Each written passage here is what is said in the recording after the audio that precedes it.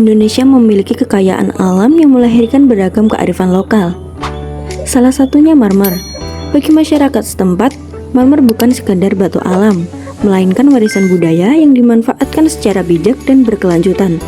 Melalui kearifan lokal ini, alam dan kehidupan manusia saling terhubung.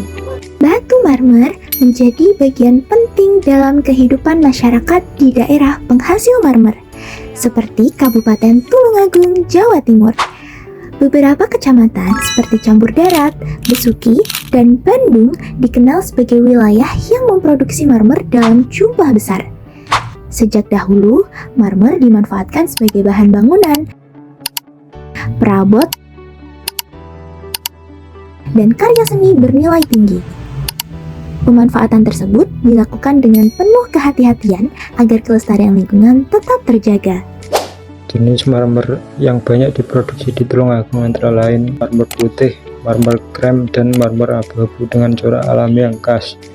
Marmer jenis ini banyak digunakan untuk lantai, dinding, meja, patung, serta ornamen bangunan karena memiliki tekstur kuat dan nilai estetika yang tinggi. Kearifan lokal tercermin dari sikap masyarakat yang mengambil batu marmer sesuai kebutuhan. Proses penambangan dilakukan secara manual dan ramah lingkungan dengan memperhatikan kondisi alam sekitar. Selain itu, pengolahan marmer dikerjakan oleh pengrajin lokal yang memiliki keahlian khusus, sehingga setiap produk marmer memiliki nilai estetika dan budaya.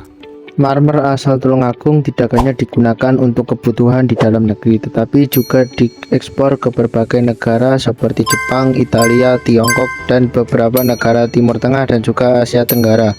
Hal ini menunjukkan marmer asal Tulungagung memiliki kualitas yang tinggi dan juga dapat bersaing di pasar internasional. Melalui pemanfaatan marmer sebagai kearifan lokal, masyarakat membuktikan bahwa kekayaan alam dapat dikelola secara berkelanjutan dan bernilai ekonomis.